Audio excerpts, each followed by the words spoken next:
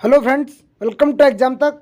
तो साथियों, माननीय रमेश सर ने भी वीडियो बना दिया है स्पष्टीकरण को लेकर।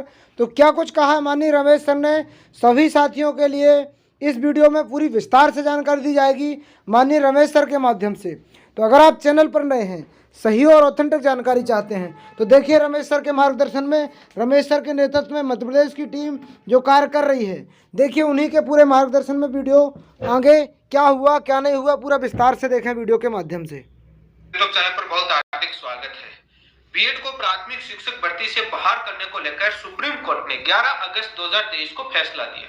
उसके बाद एक नया विवाद हुआ कि 11 अगस्त 2023 का फैसला कब से लागू होगा, मतलब 2018 से लागू होगा या 25 नवंबर 2021 से लागू होगा या 11 अगस्त 2023 से लागू होगा। इस लड़ाई को लेकर के अर्णव घोष वेस्ट बंगाल के बीएड कैंडिडेट सुप्रीम कोर्ट पहुंचे।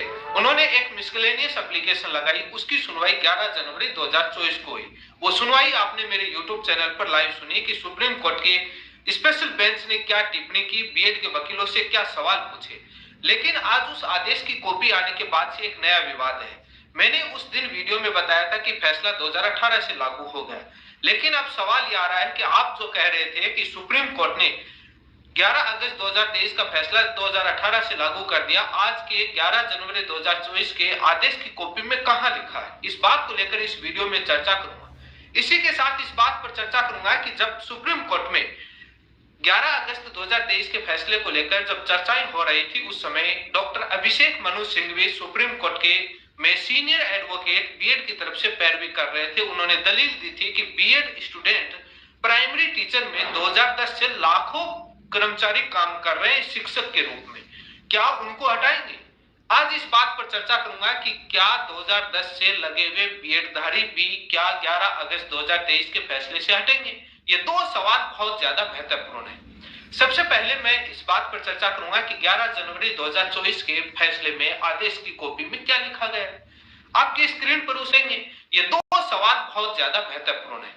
सबसे पहले मैं इस बात पर चर्चा करूंगा कि 11 जनवरी 2024 के फैसले में आदेश की कॉपी में क्या लिखा गया है। आपकी स्क्रीन पर उस आदेश की कॉपी है। बीएड और डीएलएड की तरफ से तमाम वकील उपस्थित हुए। स्पेशल बेंच थी Justice Aniruddha Bose and Justice Sudhanshu Dhulia ji की। ये चीफ जस्टिस के आदेश के तहत ये गठन किया गया। इस मामले की सुनवाई होती है तो बीएड की तरफ से doctor Abhishek Manu Singhvi senior advocate Prashant Bhushan and तमाम एडवोकेट थे।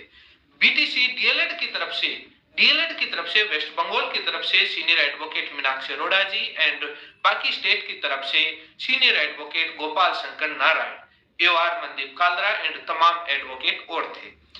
हियरिंग आप सभी ने सुनी, नहीं सुनी तो आप मेरे चैनल पर जाकर के वो वीडियो जरूर सुनिए, स्लो मोड में सुनिए, 2 बार सुनिए, आपको समझ में आएगी। वो टिप्पणी भी मैंने 1 मिनट की वीडियो डाला है, उसको भी जरूर सुनिएगा। अब बात आती है कि आदेश में क्या लिखा है, वो आपकी स्क्रीन पर है, आप जरूर देखिएगा। लिखा है कि we are not inclined to entertain this application. हम इस एप्लीकेशन में इंटरटेन करने के लिए, विचार करने के लिए कोई हमारा झुकाव नहीं है। कोई हम इसमें इंटरटेन या इंटरफेयर कुछ भी समझे उसमें हम नहीं करना चाहते। This miscellaneous application is dismissed. That means ये याचिकाएं, ये जो एप्लीकेशन, ये आवेदन हम खारिज करते हैं। इसका मतलब क्या हुआ। अब ये सवाल आता है कि क्या फैसला 11 अगस्त 2023 से लागू होगा या बाद में 2018 से या 25 नवंबर 2021 से। इस पर एक बेसिक सा सवाल है। आप use your mind, reasoning, logical facts इसमें अप्लाई कीजिए। कैसे आप ये सवाल उन लोगों के जो उठा रहे हैं उनसे पूछना चाहता हूं। Arnab Ghosh west Bengal BEd candidate supreme court में क्या दलील लेकर गया था, उसकी मिसलेनियस एप्लीकेशन में प्रेयर क्या थी, वो आपने पढ़ी, नहीं पढ़ी तो आपकी स्क्रीन पर है।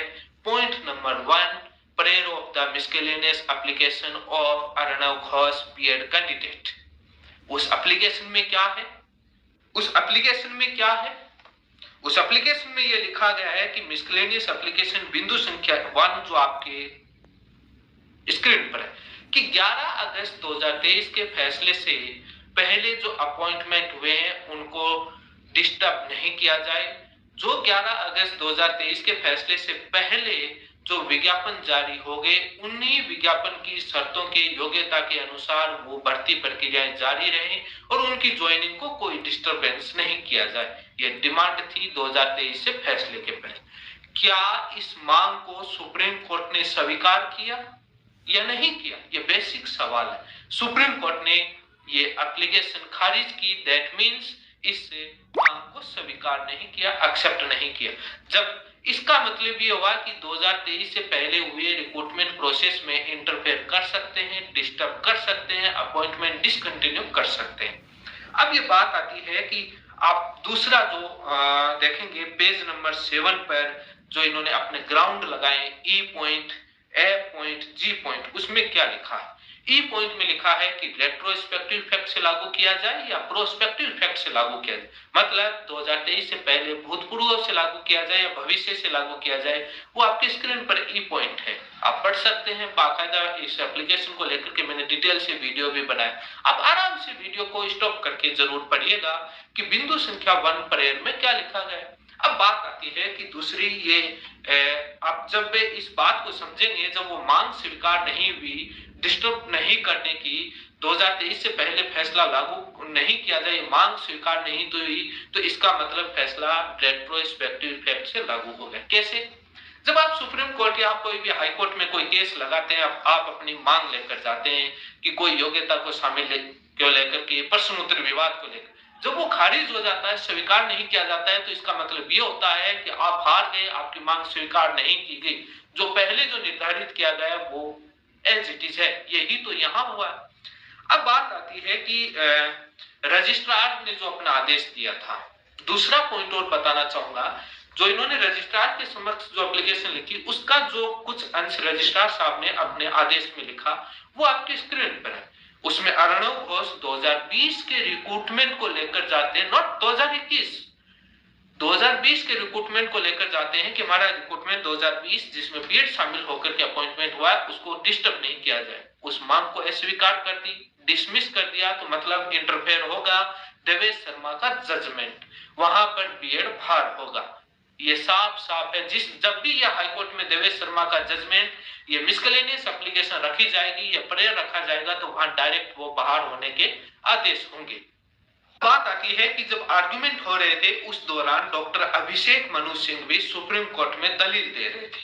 उन्होंने कहा कि भारत के अंदर कई राज्यों में लाखों कैंडिडेट जो शिक्षक के रूप में 2010 से बीएड के लोग डिग्रीधारी प्राइमरी में नौकरी कर रहे हैं, क्या आप उनको हटाएंगे? ये एक सवाल चला कि 2010 वाले कैसे हटाएंगे। मैं आपको बताना चाहता हूं कि जब आप आरटी एक्ट 2009 धारा 23(1) और धारा 23(2) पढ़ेंगे तो आपको क्लियर हो जाएगा। धारा 23(1) के तहत एनसीटी का 2018 नोटिफिकेशन आया, जो 2018 से पहले जिस भी राज्य में लगे हैं वो आरटी एक्ट धारा 23(2) के तहत लगे हुए हैं। उन राज्यों ने अपने स्पेशल छूट के प्रावधान जो RT act section 23(2) is related to the relaxation, वो अपने एक छूट के प्रावधान से जो भारत सरकार से छूट ली जाती है उसके तहत लगे हुए हैं। और जो 2018 के बाद लगे हैं वो सारे के सारे आपके आरटी एक्ट सेक्शन 23(1) के तहत लगे हैं, जो एनसीटी का नोटिफिकेशन आया वो लगे हैं धारा 23(2) के तहत। तो ये इश्यू नहीं बनता कि 2010 और 2018 के, तभी कोर्ट ने कहा कि 18 के बाद लगे हैं वो सारे के सारे आपके आरटी एक्ट सेक्शन 23(1) के तहत लगे हैं, जो एनसीटी का नोटिफिकेशन आया वो लगे हैं धारा 23(2) के तहत। तो ये इश्यू नहीं बनता कि 2010 और 2018 के, तभी कोर्ट ने कहा कि हमारे समक्ष ये इश्यू भी नहीं है, और वो बात सही भी है। तो दोनों ही कानूनी तौर पर देखेंगे, जब आप कानूनी तौर पर देखेंगे तो दोनों चीजें अलग अलग हैं। वो धारा 23(1) के तहत है, ये धारा 23(2) के तहत है, तो दोनों ग्राउंड अलग हैं, वो नहीं हटेंगे। अब जो बात हटने की आती है वो 2018 से आएगी। कानूनी तौर पर किस नोटिफिकेशन के तहत, किस कानून के तहत 2010 में ज्वाइनिंग हुई, किस कानून, किस नोटिफिकेशन के तहत 2018 के बाद ज्वाइनिंग, उसकी बेसिस पर होगा। वो वहां पर मिसलीड किया गया, आगे जब बात आएगी तो वो रखी जाएगी, कोई वो दिक्कत नहीं है, तमाम एडवोकेट को मालूम है। अब ये बात आती है कि ये फैसला कब से लागू है, आप सभी को मालूम है, देवेश शर्मा जजमेंट और वो मांग मैंने बता दी। थोड़ा सा प्लीज माइंड, आपका माइंड, लॉजिक, रीजनिंग, फैक्ट्स, अपना दिमाग लगाइएगा। क्या मांग स्वीकार की गई, नहीं की गई, इसका मतलब डिस्टर्ब कर सकते हैं। जब वो कोर्ट में जाएंगे डिस्टर्ब किया जाएगा और उनको हटाया जाएगा। बाकी जो भी आपके सुनवाई नहीं सुनी तो एक बार वो सुनवाई जरूर सुने, डिटेल में वीडियो बनाया हुआ है। इसी के साथ आप सभी का बहुत